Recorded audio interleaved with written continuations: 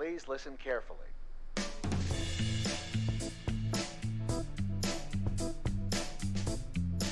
Welcome back to the Focus Target Podcast. I'm your host, Smiley. With me today are Van and Shy. Gentlemen, Just today? Or as always?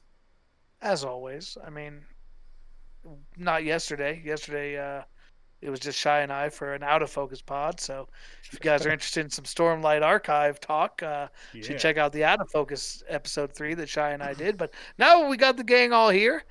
We are here for episode 89 of season 3, the disc in the drive. Again, we just did that a couple weeks ago, but we had a couple games that we didn't get to talk about. We had a couple games that now we stopped playing and have moved on to other things. So there's actually quite a bit going on. So we thought we'd come back and kind of circle around and give some of the games that we're playing the time to talk about them, and also because we didn't have a better topic to go with. So, if you have something you'd like to hear us talk about, we have ways to be contacted that we'll provide you at the end of the show that we'd love to hear from you. What were you gonna say, Shy? Don't sell it short, Smiley. We got some good stuff in the we got some good stuff in the back pocket here. Yeah. Mm-hmm. Yeah, well, why do we gotta bring it out? That's why I feel like we need to stop delaying. I mean, how do we go from Look, we don't have the anything? next episode? Yeah. Come back the next episode. It's gonna be awesome. All right. Well, Do you want to tell them what it's about? Give them a little teaser. Oh no, that's unprecedented. Well, I mean, go ahead, man. Okay. Well, now I feel like it's built up. It needs to be something Great awesome. radio. It's not going to be. It is gonna be awesome. I don't know. It We're is, getting back I into guess. philosophy. Let's just say that. Like the Yeah, we're viewer getting back can, into philosophy. the viewer can decide. Good point. All right. Well, before we get to that, we do have a question of the day. So today's question of the day is really has nothing to do with anything. I don't know where this came from. I think it was because we talked about last episode that Shai had gotten Netflix again, and so we thought it might be fun both for him, since he's got Netflix, and for everybody else. We haven't talked a lot about shows. We talked a little bit about the Mandalorian. That's something maybe we'll try to work into our future pods as well. There's a lot of good TV shows out there. We spent a lot of time on movies, but not as much on shows. So what's a show on Netflix that you would recommend to people out there who have Netflix? It doesn't have to be an original, just something that you found on Netflix that you liked. Let's start with Van. Does it have to be Netflix, or can it be like Prime Video, Disney Plus? Not going to help Shy a lot, but maybe we can do. Oh, okay, you're right. Maybe we could do you're right. other platforms Let's in the do future, Netflix. like a Disney Plus, a Prime, a Pirate. All right, so Pirate Bay. sticking with Netflix, I don't watch many series. Have you seen Breaking Bad? It's a new series about a guy. What's it No, about? I got one for you, Shy. If you're and our fair listener, if you're so inclined. I don't know if you guys ever saw the original Cosmos by Carl Sagan. It's absolutely phenomenal. About the galaxy and all things in between, space, time, scientist, origin of astronomy, astrology, just everything you could possibly think of. And so they redid Cosmos on Netflix with Neil deGrasse Tyson. Nice. And I just recently watched that whole series, and he certainly does it justice. The Carl Sagan one was, I mean, you can't duplicate it. The guy's just amazing and fantastic. And I'll tell you what, Neil did a great job of replicating his version of it, and certainly worthy of the Cosmos name. So I highly recommend watching it. I've actually seen the first couple episodes. I think maybe the first 10 or 11 episodes of it when it first came on. I was watching it live when it was coming out, and then I kind of don't remember what happened. I lost track of it somehow. So yeah, but the episodes I saw were really good. They were super interesting. Just cool stuff. So yeah, the way he cuts it down, and just carves up something that is mostly unfathomable into digestible examples is fascinating. Like talking about the origins of the universe, basically saying that, imagine a calendar, right, with all 365 days, and he goes through each month is approximately 40 million years or something like that, and when he gets to the end, He's like, all of human history, all of written human history, all of everything happens in the last 10 seconds on December 31st of our cosmic calendar. And it's like, what? So everything, like, just, it's mind blowing how he puts everything into perspective. It's incredible. Yeah, that's a good show. That's good. Great recommendation, fam. What about you, Shy? What's Have you your seen it, Shy, though? Since No, this is for I've Shy? heard. No, I've heard of. I mean, I know who Neil deGrasse Tyson is. I feel like he's. He's like the pop astronomer or like scientist of like our era. Like Yeah, he's he like, is. He's He's like the definitely fanboy. He's the guy out there like he's the the scientific evangelist who's out there like get excited about science. So like that sounds cool. And I've heard of the original Cosmos. I never saw it, but like the intro, I feel like I'd heard like people talk about how like iconic. Like I think he have the same catchphrase I think at the beginning of every episode or something.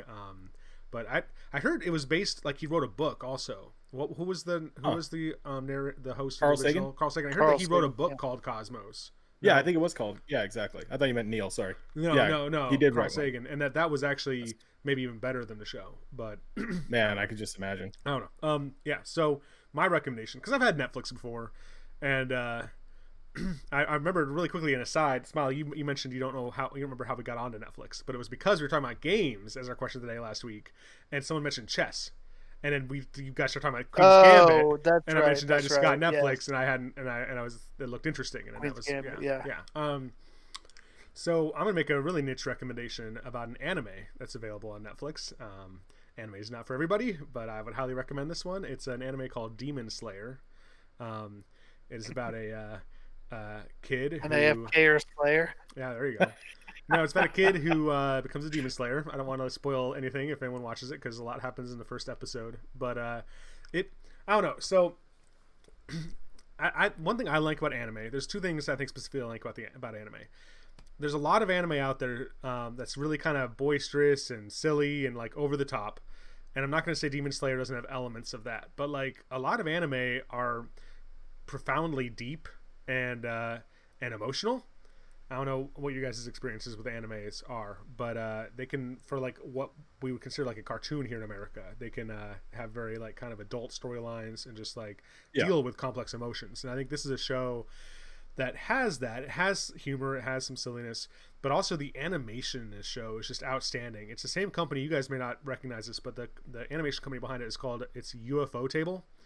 And they're the ones who did, I don't know if you guys remember, a couple of our friends of the podcast were really excited about a series like a while ago called Fate Zero and Fate Stay Night. And they were like, at the time, some of the most beautiful animes that had come out. And this is the same company who did those, did this.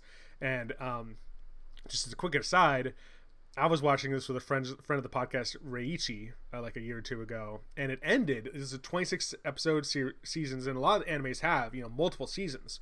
So the season ends, and like with a major tons of cliffhangers. It's like they've built this world, and it's like they're just ready to launch into this world. And we went online and read that they were going to do a movie, and then it was going to be over.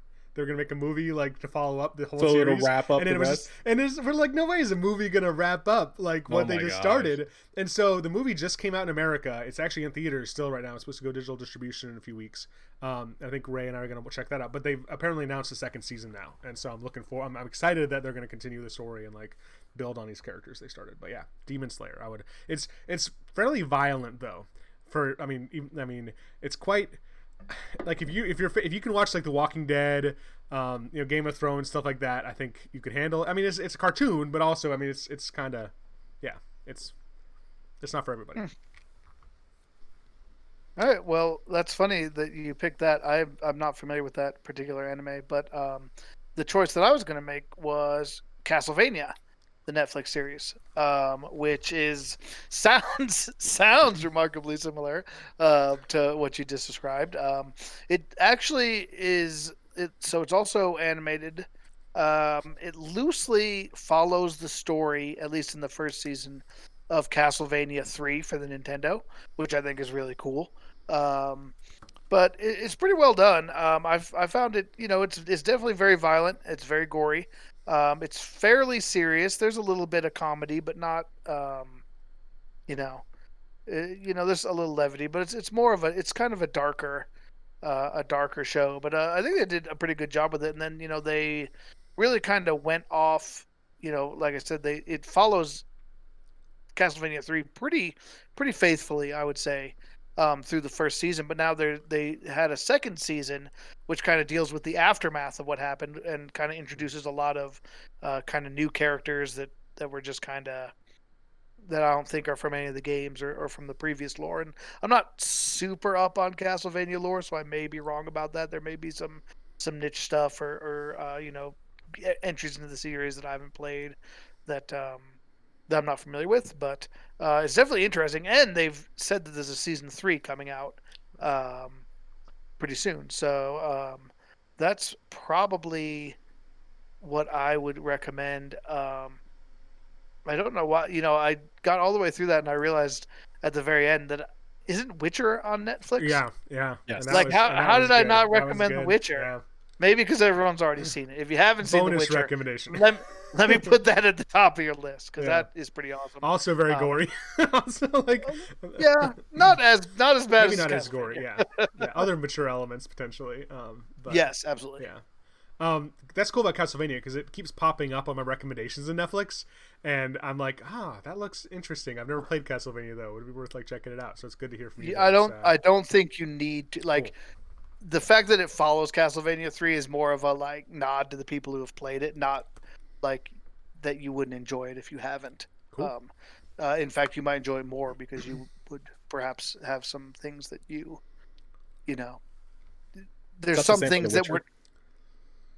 Witcher actually. So most people are most familiar with Witcher 3, which was the big game recently. But I guess the Witcher, the actual series, more follows what happened in Witcher 1 and 2, specifically Witcher 1, I guess, which was only for like PC and is like is super old at this point.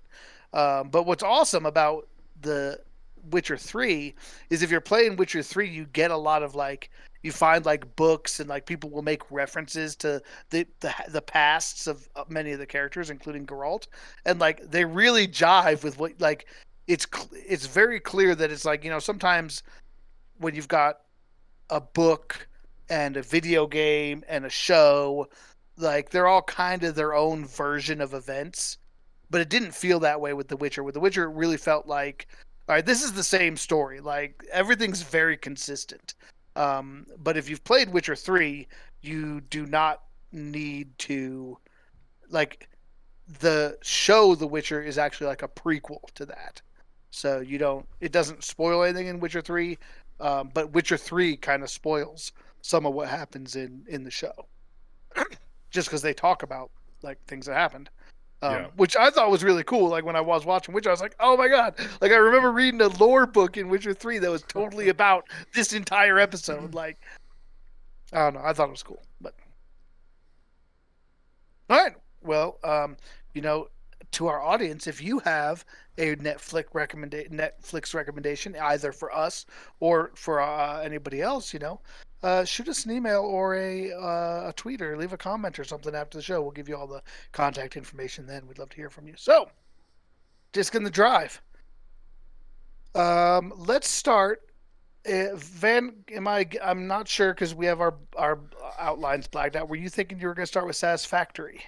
Yeah, and I was going to ask you, are we double tackling this? I think so. Why don't we do that first, and then that way we'll go. Then it'll go to Shy, and then we can loop back through. So let's start with you, Van.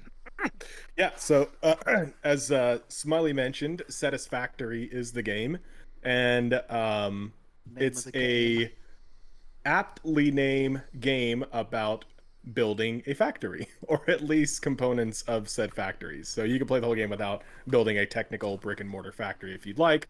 But the gist of the game is you start out with raw materials, and by turning those raw materials into components, into bigger equipment, into bigger machinery, by using bigger equipment, bigger machinery, it's kind of like a chicken and the egg thing, that you start to become more efficient at crafting whatever you want instead of doing it by hand, by automating equipment to do so. And then you'll unlock an assembler, for example, and that'll allow you to make a specific component that maybe you weren't able to make by hand, that is part of an unlock for like a future item of discovery that you can then unlock to build more things, and then you can see how the carrot just keeps moving and moving and moving. But so the whole idea, I guess, there's a couple different things. One is you can play the game just like a full on open sandbox, right? No direction. You don't need to do anything. It's up to you how you want to produce. You can build cool factories. There's a whole bunch of different means of logistics, whether it's pipe transportation or by train or freight car or conveyor belt or whatnot. Um, so one way to play it is just to play it by sandbox, but you're going to be limited by how many resources you've unlocked. So really the way you want to tackle it initially is to kind of go by all your stages, create specific items to unlock the next stage in production, and then kind of revisit what you already have and say, hey, did anything unlock that could be more efficient or effective or whatnot that I could replace with something else? So it I don't know how to explain it. It's just really well done. And the way I think about it is, and I mentioned this to Smiley, and for some reason it makes perfect sense to me. It feels like you have a goal of creating this item, right? And there's a ton of steps in between that. But how do you get to the goal of creating this with the most efficient, most effective way, with the least amount of waste, with the highest amount of productivity possible, and streamlined while looking pretty because it's your game? And like that goal can be changed 100 times depending on what your actual goal is that you're trying to achieve. Are you trying to unlock something? Are you trying to craft an item that will help you craft something else or whatnot? And the way getting there is just like a formula on Excel spreadsheet to me. Is like what components in what arrangements will make my end product the best possible and work the best way and most efficiently. And I'm sure coders out there probably same thing with them, writing the line of code that makes the most sense without being redundant or superfluous and efficient. So it's a really fun game, and it is very satisfying as well. Well, I'll say this for it too. I think it probably would get Shy's stamp of visual approval because it's definitely a beautiful game. It's a full 3D world. Like the environments are very vibrant. Um, like I haven't experienced any slowdown or anything with like, even though I have a giant factory where there's like conveyor belts moving parts all over and like everything's very very detailed. Like you can see everything that's on the conveyor belt. Like as things are rolling along, like you can just take stuff off the conveyor belt if you want. It's all like live time and individual parts. So like it actually looks really good. It's not like a Minecrafty type of style. It's a very realistic looking game. But it definitely is. It definitely has that kind of resource gathering and crafting aspect from Minecraft. There's definitely some combat, but the combat is very played down. It reminds me more of Minecraft, but less about building things and more about constructing parts to use to construct other parts to satisfy like requirements. One of the things that I compared it to in a little way, it reminded me of Stardew Valley, how you have those bundles where the bundle says collect 10 apples and 10 watermelons and 10 cherries, and once you collect all those, you complete the bundle and get a reward for it. And that's basically the progression path for Satisfactory. You start with a tier, and the tier has a requirement that says build 17 steel plates and 20 iron plates, and you're like, okay, and you build those, and once you complete that, it unlocks new things to build. So it is, as Van said, very satisfying to play. I think if you like checking boxes, it can be very cool. I don't think it's for everybody, for sure. It's very much about resource management, inventory management, power management. You have to power all of these machines, and so each power plant generates a certain amount of energy, and each thing that you build requires a certain amount of energy to function, so you're constantly micromanaging that kind of stuff. And for some people that can be really exciting, as Van kind of alluded to. Really like, oh man, just getting every ounce of efficiency out of what you're doing, making sure that the number of materials you're putting in really matches the speed that you can do it, so that you're not that you don't have items just clogging up on the conveyor belt, that your power is well distributed, you're not getting brownouts and stuff. But for some people that's just a huge headache and does not check the box. So if you're the kind of person who likes that kind of micromanaging to craft things and to build things and to lay things out. It does it very, very well, I would say. Yeah, If you're and it's not, very satisfying too, right? Like yeah, when you do complete those things, and the key word that comes to my mind is optimization. If you're into yeah, optimization, like this is the game for you. And Smiley's right. Like in the beginning stages, sure, a lot of those things take a lot of attention, like especially the energy supplier, right? The what are they called? The biomass burners. yeah, oh So the yeah, things that provide your original electricity, you need to go out and collect biofuel. So whether it's chopping a tree down, whether it's gathering leaves, whether it's harvesting anything like that. But then at some point you unlock the ability to use coal. Well then once you get coal, well, you got to start running your conveyor belt from a coal mine into this machine, and you no longer have to continue to feed it biomass because now you got a self-sustaining energy source. But that's not as powerful as your next thing, which could use fuel. Well, you need a refinery in order to get fuel to run this, and you can start seeing where it just you start having all these different functions that need to happen in order to have optimization by the end. So, and then also Smiley was talking about like your chain of events. If your conveyor belt is backed up, maybe a good idea would be to put a splitter on that and use those resources in another machine, so that way you're not sitting on stalled production and whatnot. So I don't know, like it excites me, but I could certainly see how somebody would find this absolutely boring and tedious and annoying like the whole yeah. time. Like because there is a combat aspect to it. There are like wild alien beasts on the planet that will attack you and stuff. But at least so far, and granted, I'm not super far into. I haven't played as much as these guys, but it's not like a fighting game. Like there's not a huge. It's more like there's a danger to being out, and you want to prepare and have tools to take care of that. But that seems like a very small part of the game, and it is still in early access. We should clarify that. So it may be something they're planning to increase, like that side of the game later, where they'll add more equipment and more enemies and more things like that. But right now, it's like you go out and like you get attacked by a wild beast every now and then, and you put it down and you move on with your business. What's the Shotgun. what's the What? narrative like in the game? Does it have a There's broad, expansive story or there's epic tale? really no story whatsoever. You have a little automated computer voice who basically tells you here's the next thing you can do, and when you finish a task it says here's all the stuff you've unlocked. Yeah. That's the extent And of I it. think I think the opening cutscene is you in a dropship, and they're like, "Oh, thank you for landing on this planet. We appreciate everything you're doing. Now go be efficient."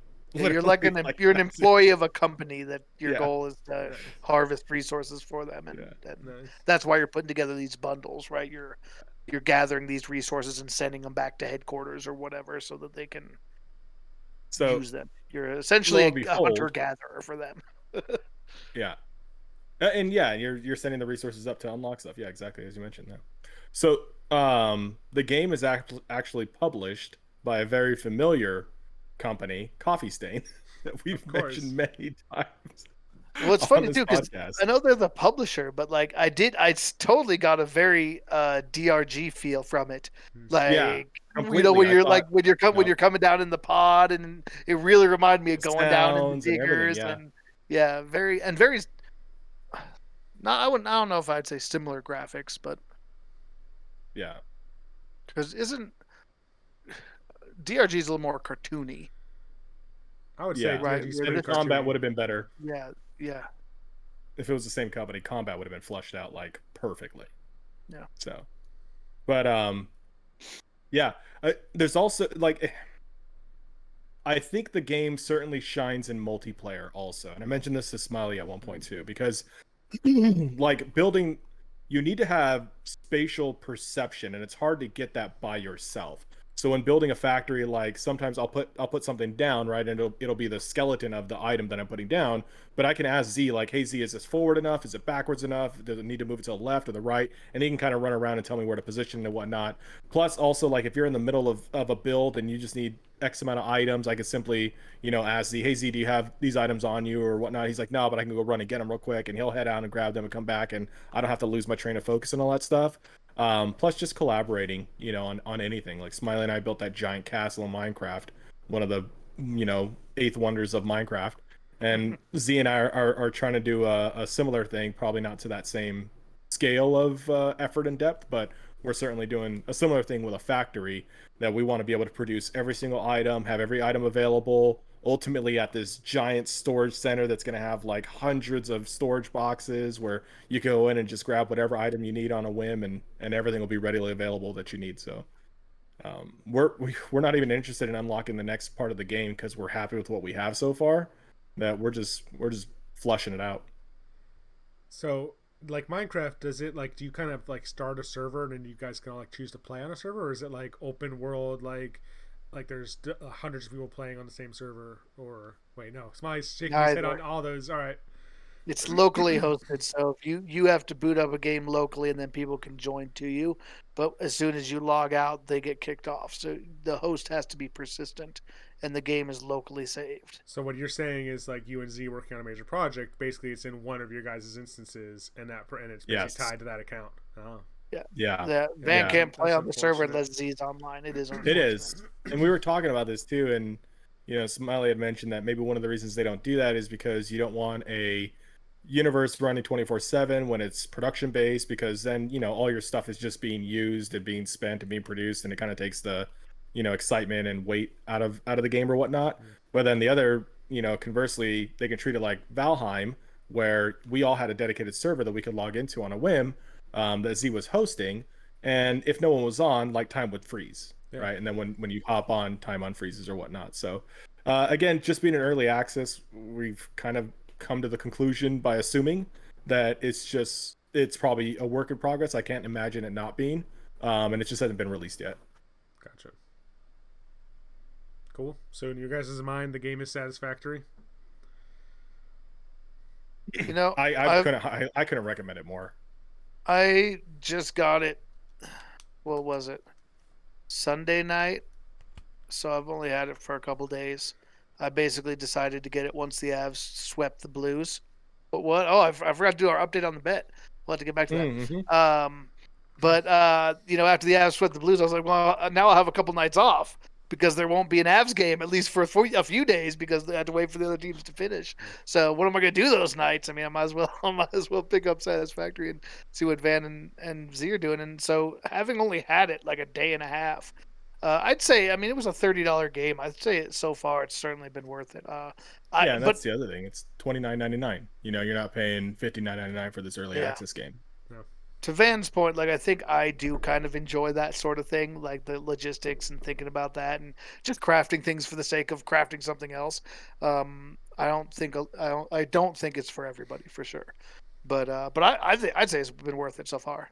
Cool. I want to get Smiley on our server because I've seen stuff that he can do. Getting close, and I just want him to be that. I just want him to be on the same server. You don't even need to be working on the same factory. You could be out a ways, right? And we can. That's true. I was That's thinking, how cool would it be, like? No, how cool would it be if, like, we're like, hey, Smiley's working on, I don't know, like some armory stuff, right? So rifles, cartridges, bombs, things like that. And then we could ask for, a shipment in, and he can either send it by freight, by train, send a drone or something like this. He has his own factory off site. Like, I don't know, it just seems cool to have other people in there, not necessarily in your same project. I think would be a cool aspect of the game. I think I'm about ready for that. I'm one away from unlocking tier 5 now. So I'm almost caught up with you. I've got coal, I've learned about pipes and things, and so I'm getting a lot closer to where you guys are at. So Yep. All right. Nice. Before we go to 30 minutes. Yeah, sorry, Shy. No, that's cool to hear about. That's cool. Before we go to Shy, I do want to do a quick update on where we were with the bet for those of you following along at home. The Avs did sweep out the Blues, get them out of here. So they are awaiting their next opponent. If it is Vegas, Vegas currently leads Minnesota 3-2. They played last night, so I think the next game's tomorrow. If Vegas can take care of the Wild in one of the next two games, then the Avs and the Golden Knights will face off head to head in the second round of the playoffs, and we will have an easy way to settle our bet. It'll be whoever wins the series. If the Wild embarrass the Golden Knights and beat them in 7, then the bet will go to me. But right. I think Vegas is going to do it. I think they've been the better team throughout the series, and I think Golden Knights. We're up 3-2 without our number one scorer. So yeah, and supposedly he's day by day. But as soon as we get Pacioretty back, we're just gonna steamroll after that. All right, Shy. Let's hear from you. What have you been playing? All right. Or what disc is in your drive? Yeah. So,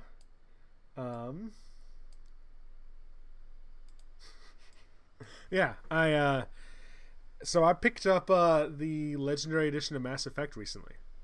Okay. We've talked about Mass Effect before, I believe, on the show, and it's a game that's near and dear to my heart. I was excited to hear that they were remastering it and releasing the trilogy as a remaster. And yeah, so I picked it up. I've played a bit of it. I put I think a chunk of time into it. I'd say probably like 8 to 10 hours. Which is not a short game, so that's not like a significant portion, but it's cool. I like what they did. It's so like what? Yeah. Like what specifically are the remastered elements? Yeah, so I think mostly just graphical. No, and I think 1 is the most remastered elements. From my understanding, 2 and 3 are more just graphical updates, but 1, since it is the oldest, my understanding is they made the most changes to it. I haven't. The graphics are significantly better, and the thing is, like, I've played Mass Effect on Steam in the past 4 or 5 years, I'd say, and like, you know, they have mods for all this stuff now. You can get like high resolution texture packs, stuff like that, and so like I've played it at a higher resolution than it originally was. But I think the fact that the company built it from the ground up, like, it definitely does look significantly better. I'm not gonna say it's like Horizon Zero Dawn or it's not like 4K, you know, next gen game, but like it makes a difference. It definitely doesn't look as old. They did a good job of making it, prettying it up. They said, I know one thing they did change, and I think it is cool. It's weird because they talked, you know, I read that they were going to do a bunch of changes to combat, and they were going to do a bunch of changes to like the gameplay, and I remember being pretty disappointed when I first heard that because I really like 1, and I was like, why would you mess with a masterpiece? Like, don't do it. But I think I also often look at 1 through like rose tinted glasses, and so like the combat, which I always in my mind think of as like such an awesome combat system, is not maybe as good as I remember it being in my head. It was a little clunky. As much crap as I give 2 probably does have a better combat system than 1. But I think they did some cleaning up of that. One thing they did was the classes. I know they made it so that all classes can use all weapons. Maybe you can't build the proficiencies in the weapons, but you can at least equip all the weapons on all classes. And that was one thing about 1, apparently. I didn't quite remember, but like I think the soldier class was the only one that could use all weapons, and then the other classes were really limited. Like it was like pistols and shotguns, or shotguns and assault rifles, stuff like that. But yeah, so that's been cool. Kind of jumping back into that, and just you know, met Garrus. Garrus, and then, you know, he's on my squad. He and Rex are on my squad. They're gonna, you know, it's gonna be the squad going forward.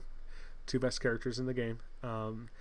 And isn't Rex the one you had to choose whether to save him or Ashley? Is that right? No, that's Kaiden and Ashley. Rex is the Krogan. Okay. Rex is the Krogan. No, it's the two-starter romance of all characters. It's been a long time since I played Mass Effect. I did like Mass Effect, the first one. It was a good game. But like it's been quite a while. The side stories, like, once again, it's just like, I remember I was watching like a video someone had made about, you know, the Legendary Edition release, and just like comparing it to even some of their more recent titles, and just kind of like how epic some of their early games were, like storytelling wise, and how some of their more recent titles just feel a little more flat. And like, you know, one of the side quests I just did, like, you're going, you know, because you can explore the star systems as you're traveling from planet to planet, and like I stumble across this asteroid and it says I can land, and I'm like, okay, and you land, and it turns out there's like these like space bandits have landed on this asteroid, mounted like giant jet engines on it, and are like flying it into a nearby planet. And like all of a sudden you now have like a 3-hour quest on this planet to like turn these things off, confront the leader of these bandits, make these moral decisions. And it's like, it's a freaking side quest, and it's just like so deep. I don't know, it's been cool. And then I guess to follow up on that, just to tie that up, is I was thinking, and I realized, like, the games I'm most excited about, like, upcoming, like this year and upcoming, are all games I played in college. So there was like Mass Effect, there was you know, Shin Megami Tensei Remaster just came out, the Ninja Gaiden Remaster's coming out. Like, these games, like, literally, these are all games I played in college, and it just made me think, like, I don't know. I wonder, like, is that just nostalgia, or is it just, and probably a large part of it is, or just like, were games made differently back then? So maybe Nah, maybe it means you're old, bro. All right, well there you go. That's what happens to old I people. am getting old. Of So, people of our age, you get to a certain age where you realize the stuff that's coming out now sucks, and the stuff you had back when you were in like high school and college was where it was at, and that's why I've got a bunch of PlayStation and Super Nintendo games behind me because that's what's up. so We yeah. should do a there you podcast go. on that. I think On there's like something there. the Member Berries podcast. The Member Berries podcast. Add it to the tank. Nice. Yeah. All right, so I'm gonna basically take a double turn because I kind of stole Satisfactory with Van, and now I'm gonna go again, which is very rude. But as the host, I can do these kind Well, of I'm things. gonna steal whatever you're talking about. I'll talk about it too. Okay, cool. I would love for you to talk about Legends of Eidolon with me. Okay. Z Do you want to tried start it or out. me? Go ahead. Be my guest.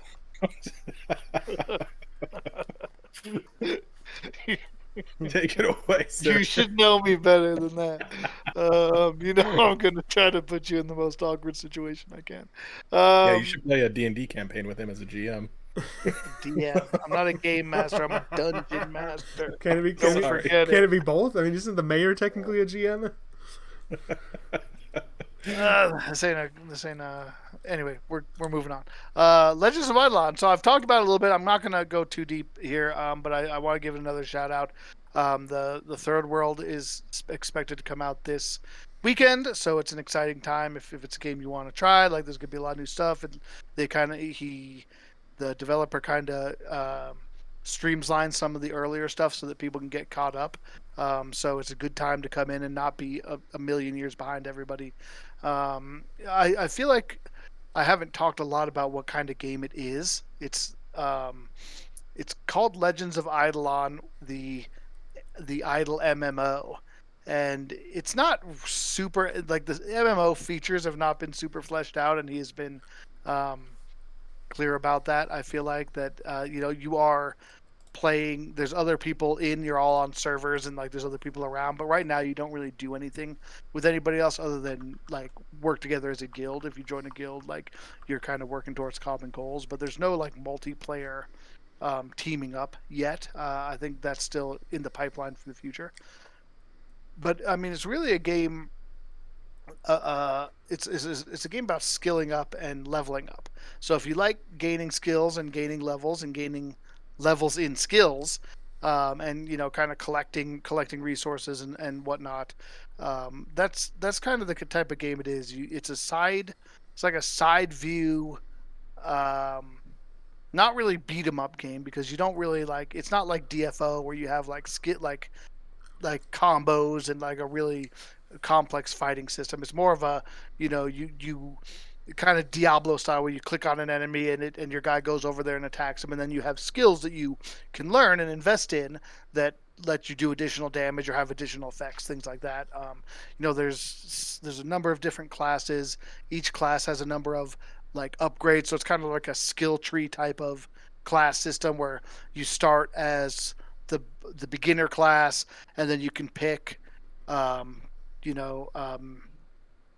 forget what it's like, fighter, archer, or wizard. And then once you get to a certain level, your fighter can go either to a squire or a barbarian. Your wizard can be either a alchemist or a sorcerer or what. So it kind of branches off where each class kind of like lets you specialize further into different skills and things. But it's fun. It's on Steam and Android, which is cool. So if it's a game that you can play on your phone and has pretty synchronous Steam connectivity, which is nice.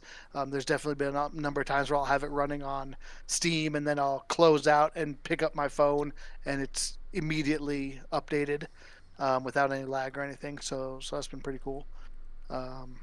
Is it free to play? I forget. Did you mention it that? is? Yep, it's free to play. It does. I think his monetization policy is really fair. There's not really much of a pay to win element to it. The pay to wins, the cash shop stuff is mostly cosmetic. There are some like you can add additional inventory slots or storage slots if you want to pay extra for that. So there's some tangible benefits, but it's not like things aren't really gated. There's no gotcha mechanic, and I feel like he's very generous with the currency. Like you can earn the gems in game through doing various things, and I think when I started, I bought like a $10 pack to support him, because I'd gotten a lot of value out of a previous game by this developer that I really liked, and so I was like, I'll get the founders pack just for like $10 to give myself a leg up. But it's certainly not something I feel like I've needed, and I've gained more gems through playing than I have from purchases for sure. Um, so yeah, do you guys have any questions, comments? Is there Van, multiplayer? you want to tell us? No, there's guilds, so you can join a guild and then you can work together to gain guild points, which then your leader can use to give buffs to everybody in the guild. I think there is multiplayer planned in the future, but currently there's not any like working together on fights or bosses or quests or things. Van, you haven't really glomped onto this one. No, it's What's just your you're doing opinion? such a good job. I I just bet. figured I I'd bet let that's you. what it I is. can't wait to take it hear what away. class Van's playing. Yeah, Dragonair. Dragonair. Yeah. That's a Pokemon. Oh, sorry.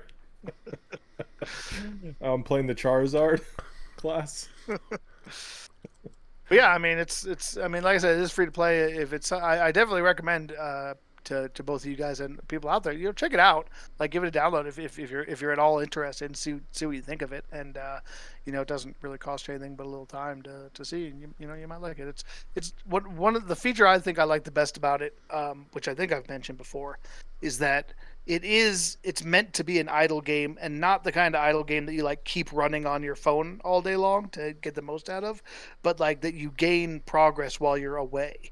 And so like you kind of set each of your characters to different tasks while you're gone, and then you log in 6 hours later and you get to collect a lot of resources. So it has a lot of active features, and there's a lot you can do actively and there's a lot you have to do actively. But it's one of the, like it's a very, to me, it's been a very low pressure game. It's like it's a game that I can play for if I'm in the mood to play something actively. There's a lot I can do, but I don't feel that guilty if I just if it's like, oh, I just checked on this once today to collect my stuff, and then like whatever, like it's very well balanced that way, I think. So it's been fun to have a game that is there and that I'm making progress on, but doesn't kind of hang over my head like the way Shop Titans did sometimes, where I was like, oh god, I gotta log, I gotta do this, I gotta do that, and like it doesn't really have that feeling to it. So it's kind of a move at your own pace thing too, because there's not, there isn't a lot of multiplayer. It's just you're kind of progressing for your own sake, and so if you take a break, you're maybe not being as efficient as possible. We've talked a lot about efficiency, but there's not really that big of a rush either. So, What? all right, that's enough for me. Yeah. Oh, go ahead. No, No, please. it was gonna be a joke. Never mind. Move on. A joke question. Always a joke question, Shy. All right, that's fine. Wait, I want to know what it was now. It was aimed towards Van in his playtime. I was gonna ask like how many times have you started the game over with your love of starting new characters? Like, I was gonna say, is this a game we should introduce Shinny to? And then I'll quit 5 weeks later. Aw, we're never gonna live that down, man. Nope. All right, I'll take it. So Smiley said something about Pokemon, and that is a perfect segue into my next game that I am playing called Pokemon Snap. Snap. So I don't know if y'all remember, but there was a Pokemon Snap game on the N64, I think it was. Yeah, I think it was the N64, not the GameCube. Let's see, Pokemon Snap N64. That was N64. Yeah, so it was N64. And it takes place, not surprisingly, in the Pokemon universe. And the object of the game is to capture all the Pokemon in your frame of your camera. So you get points based on what the Pokemon direction that it's facing. Is it facing away from you or whatnot? How centered into the frame is it? How large is it into your field of view? As well as, is it performing any crazy actions or whatnot? So you're on this track, right? So, and there's a bunch of different biomes, and you're on this track and you're traveling through, and it's always the same track and it's always going to be the same path, but what changes are the Pokemon's actions. So they're similar to kind of what location you might be able to find them in, but their actions will change based on how much experience you have on that track and in that level. So it's an evolving stage. It's not like all the Pokemon act exactly the same every single time you go there. So there's some predictability if there's a specific Pokemon that you want to upgrade, like your image of or whatnot. Um, but there is variance in that as you gain experience, they start to do different things, right? So maybe Charizard will use one of his flamethrower moves or something like that in front of you or whatnot. As they get comfortable, they're more willing to come closer to you so you can get larger in the frame and all that stuff. And it sounds all silly because it really is. It doesn't sound like it's a lot of fun. And I was like, you know what? I'll get it because I own the Pokemon Snap. I'm a huge Pokemon fan. And I own the Pokemon Snap for N64. And let me revisit this game, kind of like what Shai was talking about. And so, Is it sorry, the nostalgia? I think I missed this. Is this a remake or No, this like is a brand sequel? new title for It's for a full Switch. sequel. For Yeah, it's an okay. original. Okay. Yeah, original. Not sequel a for Nintendo remaster or Switch. anything. Okay. No, it's not a Sorry. remastered. So there's Sorry. new characters. There's new tracks. They introduced the new Pokemon, right? Because I think the original Snap only had the original 151 or whatnot. The way it should be. So they have the a lot of the new Pokemon. I don't know how many are in there. I know there's like over 650 Pokemon now, which is ridiculous. Over Ruined the 9,000 Pokemon franchise. Yeah, exactly. But I got it because my daughter, my eldest, really liked playing Pokemon Pikachu with me. So then I was like, oh, I wonder if she'll like to play this game too. So sure enough, she's entertained while I sit there and play because she gets to look at all these shiny Pokemon on the screen and we get to interact and all that fun stuff. So there's other elements too. You could throw fruit now, which can attract some Pokemon to come out of hiding or turn around or whatnot, and they eat the fruit and all that fun stuff. So, but all you're trying to do is continue to unlock the levels and get better pictures. I imagine too.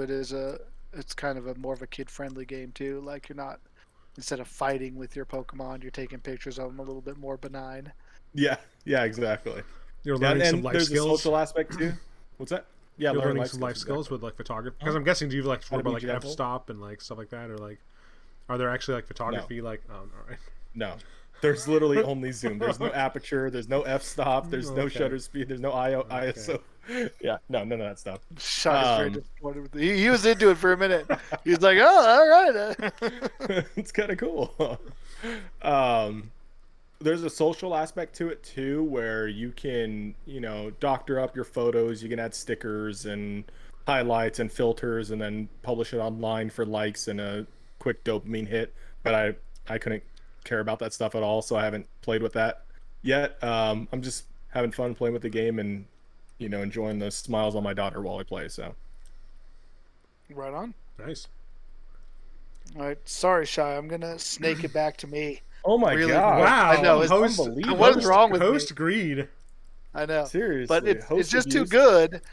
This will be a quick one. This will be a super quick one. I'm just gonna touch on it, but it just ties in too good because I also have a Pokemon game on my list. I'm gonna talk about the Pokemon trading card game. Yeah. Can you believe that? This So, yeah, like this is the weirdest thing. So I was looking at memes one day, and some dude like posted his like a picture of his collection of Pokemon games, and like he had all the he had red, yellow, blue, and then like all the Game Boy Advance games, like just all like in like this Pokemon case. And I was looking at it, and one of the games he had for Game Boy Color was the Pokemon trading card game. And I was like, they made a Game Boy game out of that? Like, this is the first I've heard of that. And so I was like, well, I have a Game Boy emulator on my phone. And so I guess I'm telling on myself. I downloaded But you own it. the And game anyway. I don't. so that's why you I may or may downloaded it. not own it. Somebody I know someone in my family maybe owns it. That's why I've never heard of it. Yeah. So whoopsie. This is Tell gonna get myself pulled off there. of- It's gonna get pulled off of YouTube Yeah. now. So I'm in trouble. about Beeping that, I out guess. Smiley's words in post production. Yeah. Be like, he has a what? Maybe we'll skip this segment. Shai, if you need to cut this whole part out, that's fine. But anyway, I want to try it out, and so I'm checking it out on my phone. It's actually pretty cool. It really is a very for a Game Boy Color game. It really very faithfully reproduces the Pokemon card game, and it's very different from the original like Red and Blue, but not really. Like it doesn't have like the story where you're traveling from place to place. It's more like there's a map and you select where you want to go, and there's like all the different clubs are there, and so you go in but then you walk around and you challenge people to card battles and you play the card game and you can build your decks. And I'm somebody, I actually took this out specifically for the podcast. I am somebody who actually really got into Pokemon cards when I was in high school. Like, I have a collection of Pokemon cards, Nice. but I never really had anybody to play with.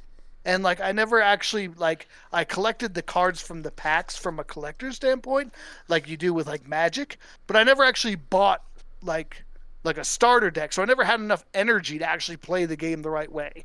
But I never really had anyone to play with anyway, so it didn't matter. So this is cool because it kind of scratches the itch for me where I get to actually try out the cards and build the decks like I always wanted to, and like not actually have to spend money on cards or find real people in the world to play with.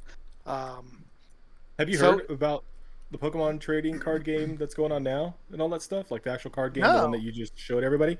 Oh, it's blowing up in popularity. Really? It is like getting right? ridiculously huge right now, at least in Southern California. I had to no the idea. point where Target just announced that they are going to move all of them from up front on the shelf or something like that. And you have to request them specifically because people are were buying like stealing them? bundles at a time and stealing and everything like that. Jeez. They released some Pokemon, the trading card game. There were exclusives that you can get in McDonald's Happy Meals, and people were buying 20, 30, 40, 50 Happy Meals at a time. So they had to put a limit on Happy Meals being able to be purchased so that they actually have Happy Meals. My This God. just happened like a month ago, too. This is bringing me. That's how it was it's when this out of game control, first came dude. out. That doesn't sound like it makes people happy. For some limiting. reason, there's like resurrection of Pokemon trading card That is like crazy. fandom that's insane, dude. Yeah. I remember the first card I got on the boardwalk in New Jersey as a prize at one of the booths. Like, I did like the balloon dart game, and I popped enough balloons, and I got to pick from his collection of Pokemon cards. And I was like, "Oh, this is awesome!" Look, That's so crazy, here man. 2 days ago, I just typed in Pokemon TCG Walmart, or not even type in Walmart. I just typed in Pokemon trading card game, and the first headline that comes up is just from 2 days ago. TCG, so trading card game, Walmart restock customers chaos video. Like, it's out of control what is going on right now with Pokemon trading card games. Crazy. So you might want to look at the value of some of those cards you got. Yeah. Yeah, maybe I should. I got a lot of freaking foily rare, like the little like holographic ones. Yeah. I've got a pretty solid collection. Or pick up Yeah, a but starter it's pack. not that- Scarcity is turning some scalpers violent. Like, I don't understand what's going on with this dude, but it I is might have to huge go right out now. to eBay. I might be sitting on a You fortune might that I have never to, knew. yeah, And you know, buddy. like, I like these cards, but if I can flip them for a couple $1,000, hell yeah, I'm doing it. So yeah, I mean, if you're watching the show and you're interested in some Yeah, old school just hit us Pokemon trading card games, you know, early edition stuff. You know, I got a You better foil watch it, dude. Charizard. All right, We legit might get flooded with emails right now that'd be with how crazy. crazy this is. I have a question for you about the digital game, though. How Yeah, do you yeah, get what's up? cards? Because obviously in the real life trading card game, you need to buy packs and you need to buy cards. It's kind of fun. You get packs from winning battles. Oh, cool. Every time you win a battle, it gives you a pack, and Like you a open booster the pack, pack? and then Right. you get that's what it kind of recreates the booster pack thing. Like, I've been farming, like, I still, just like the real game, I don't have enough energy to build the damn decks I want. So I've been fighting this dude who gives you like an energy pack where he'll give you a pack and all you get are 10 different random energy cards. And so I've been like building up my energy to try to build some better decks. Nice. So check this out from the New York Times. Target stops selling Pokemon cards, citing safety concerns for the stores. The safety of our guests Oh and my our God. team is our top priority, a spokesperson from Target said in a statement. What is It's happening? out of control, dude. I'm telling That you. is so bizarre. It's funny that I brought that up. Like, that It's is super not. funny. Yeah, that is not related to that. Like, that, it was literally, I just happened upon it in a meme, and it was like, oh, I didn't know this game existed. I want to try to check it out. All right, I'm sorry for stealing your turn, Shai. Go ahead. It's Wow. just, you're up. All right. Go ahead. It You was got longer 1 than I minute. thought because I didn't know there'd be an entire phenomenon right now. Well, I'm not going to go long, and this is more of a. This is not really a disc in the drive. This is more of a like potential thing. I don't know what we call this, but we disc in the drive is like a time sink. We talk about these It's kind of things. also what have sometimes. you been up to? Yeah, what have you been up to? What have you been doing? So Yeah, I've not been playing games. researching cellos and all things cello. I'm actually I'm probably going to start trying to play cello. So That's awesome. yeah, So- I don't know. This is what. It is awesome, but why the cello? Like, what inspired you to pick cello over any other instrument? For example? Does your church have a celloin? A cellist. So my church and my school actually we do have a cello player who plays like in chapel and at church quite frequently, and it's cool. So I think that was probably part in my mind. Growing up, I've always loved drum and bass. Those are the instruments I've always loved: the bass guitar and the drum. And I think because I love rhythm, not I guess, the music. Like I don't mind drum and bass, the genre, but that is interesting. There is the genre and there are the instruments. But so I actually bought a bass in college, a bass guitar. But I wasn't disciplined at the time to learn any music theory, and I had nobody to play with. So I had this instrument for like 6 months, and I tried learning some bass tabs and stuff, and I liked it, but it was like, what do I do with this now? Like, it just sits here, and then I was into gaming and all this stuff, and so I never put time into it, so I ended up selling it. And drums are just clunky. You don't, like, how do you practice drums? Like, your neighbors are going to hate you. So, I mean, drums just never really seemed like an option, and so I've just been thinking a lot recently. I've got a lot of free time. I normally dump that time into gaming, which I'm not saying is bad, but I'm like, are there ways that I could like try to like put effort into like learning something that will like I can continue to learn over years and might have like other positive outlets, like I might be able to use it later I guess there's this celloist I know, but also just like I've always been interested in stringed instruments, but I have cellist? Did I say celloist? I think it's cellist. It is cellist. Did I say celloist? His name's Brad Gaiden, or Gaiden. Yeah. I'm gonna mess every word up. All right, whatever. So I've been looking at cello. So I think a couple things. People who might have similar interests. One of the first things I looked into was is like kind of like how hard is it to learn cello as an adult, because like obviously I'm 35 years old, I'm not like a 12-year-old picking up cello, and so some of the stuff I've looked up, everything I read, it's like if you want to learn an instrument, just start learning it. Like you'll get benefit from learning an instrument. There's people who are like if you don't have high expectations, like you're not going to go to Carnegie Hall, which not that I have no really interest in like playing in like an orchestra or symphony or anything like that. But that's bullcrap, by the way. That like you'll never go to give Carnegie Hall. Like 4 years, 5 years. You could play concerts with other people. Yeah, I think you could play like in a group. You could probably like do gigs or whatever. You could I'm play. not saying you're going to Carnegie. Yeah, exactly. Saying, that's what they're saying. Is like there's going to be a skill cap that will hit probably. Who the hell starts something at that age with the intent to go to Carnegie? Like no, that's not the purpose. I think there's a lot of parents out there. There's a lot of 1% of people pick up an instrument with the goal to go to Carnegie. Probably not the people themselves. I wouldn't be surprised if there's a lot of parents who get their children to start playing an instrument in hopes that they're going to go far. But it's the same conversation as saying like you go learn to play basketball. It's like don't think you're gonna get to the NBA. Yeah. All right, you're not gonna be LeBron. That's not helpful. Right? That's a waste of breath. Like it's true. I agree. Build people up, don't tear people down. Yeah.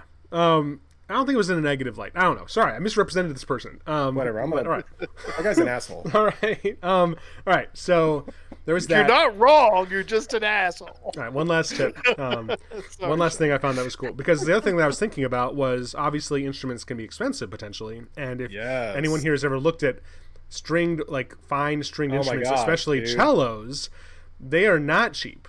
I mean, you can get cheap ones, and like I was looking because I would need to probably get like a beginner one. But like cellos, like a lot of cellos, like mid-range cellos are in the thousands of dollars, not in the hundreds of dollars.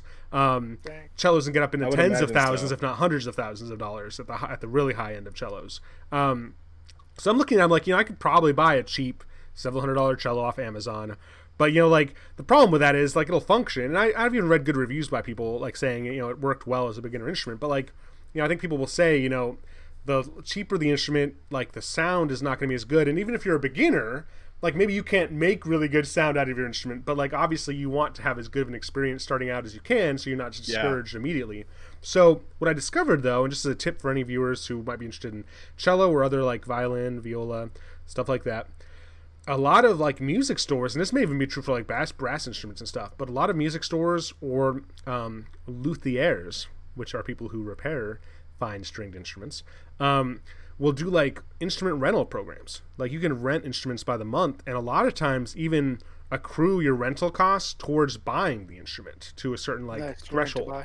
Yeah, and so that's what I'm gonna do. I think probably like Friday. I'm gonna go into Lexington and like go to a violin store, and I called them today and checked about like the details, and I think I'm gonna pick up a cello and start renting it, and we'll see. So that'll be something I can regularly update on future Discs in the Drives. My progress. Yeah. What? Dude, we should do a talent show, a podcast talent show one day. Well, I was gonna say, Like Smiley could show himself like selling Pokemon cards. I'll play the guitar. You'll play the cello. I play an instrument. I got a What do you trumpet. play? I don't play very well. Dude, maybe this could be a challenge. Van could and pick I the play guitar the back drums. up. Dude, we Oh, just don't started you have a a guitar? freaking... I have a guitar also. We just started a 50s band. Get our fedoras and our... It'll be an interesting one. I don't know. And you don't want to hear me. I'm not very good at the trumpet. I'm still learning. Yeah, so I know we're out of time. Yeah. And we say that all the time and then take a lot of time. I know we're out of time. But yeah, I just picked up a guitar like 3 years ago, and I regret absolutely nothing. Like, I just wanted to put that other wrinkle in my brain to see if I could still learn something to challenge myself, and I absolutely loved it. The other thing is, you're absolutely right about the quality of the instrument. Like, I was playing with a POS starter guitar, which, you just get for like $90 at any place you want. And I learned on that, and I played on that for like a good year and a half. And then I picked up my buddy's like Gibson Les Paul or Epiphone Les Paul, and like I was just better on his guitar because I didn't have to push so hard on the frets. The sound was just better, like everything. And so it was good that I learned on the other one because I feel like it just made me a better guitarist overall. But like you said, I was struggling more, so that could be discouraging to some people, right? So yeah, it's pretty interesting.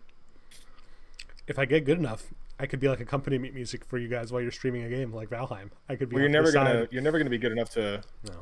You're never gonna be good enough to open a podcast. Van's like, listen, don't tell people they can't make it to Carnegie Hall. Don't start learning cello You to can open a make it to podcast. Carnegie Hall, but there's a level above that you're not going to reach. The Focus Target podcast podcast. For me. Nice. All right. Well, we didn't get to everybody's stuff. Did anybody else have anything that they desperately wanted to say or bring up? This is why we do like disc in the drive so frequently, because we never get to all the discs in the drive in one show or even in two shows. So we'll probably do another one at some point in the future.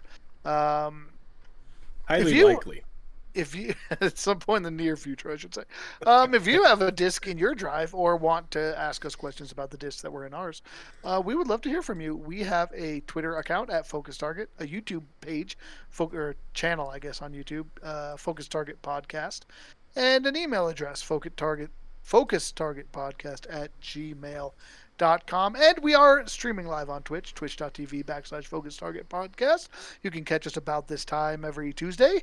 Is when we try to be here. We usually start around 4:45 Mountain Time, and we'd love to see you. Usually Shai keeps an eye on the chat, so can't guarantee we'll see it or answer in the middle of the show. Kind of depends what kind of show it is, but you still come and join us, and we would love to have you. So thank you. Sorry, somebody's calling my work phone. Maybe it's a caller. Yeah. If someone's calling my work phone, that's a little bit scary.